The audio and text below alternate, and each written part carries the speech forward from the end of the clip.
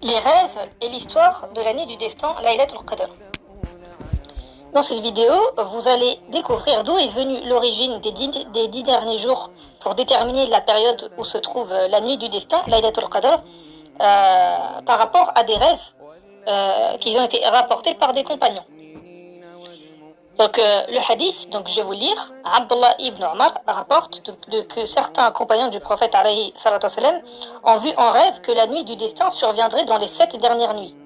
Et le prophète alayhi salatu wassalam leur dit: je constate que vos rêves s'accordent sur les 7 dernières nuits, ou sur les 10 dernières nuits, que celui qui la cherche donc parmi les 7 dernières nuits ou les 10 dernières nuits. Donc le hadith est rapporté par Bukhari et Muslim. Maintenant, on va voir l'explication des grands savants de la sunna par rapport à ce hadith. On a par exemple Ibn Hajar al-Asqalani qui dit: cela parce que les unités des 7 sont incluses dans les nuits des 10. Donc lorsque certains ont vu en rêve qu'elle était dans les 10 et d'autres dans les 7 dernières nuits, ils étaient comme s'ils avaient convenu sur les 7.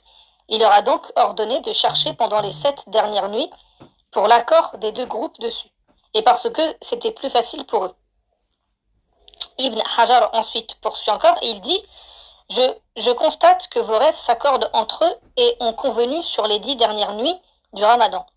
Et on peut tirer du hadith que l'accord d'un groupe de personnes sur un seul rêve identique indique sa véracité et sa validité. Tout comme la force d'une nouvelle et d'une information est dérivée de l'accord sur le récit par un groupe de personnes. Donc c'est dans le Fathul al-Bari, au volume 12, page 393. Et en fait, ce hadith, ici, ça nous explique quoi?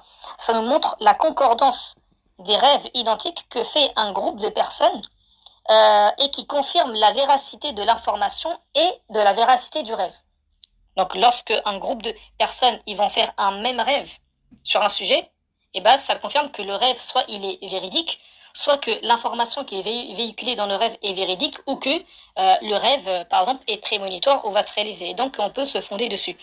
Pour en savoir plus, je vous ai mis en place la formation niveau 6 qui s'intitule l'interprétation des rêves en lien avec les signes de la fin des temps et les grands événements dans le monde.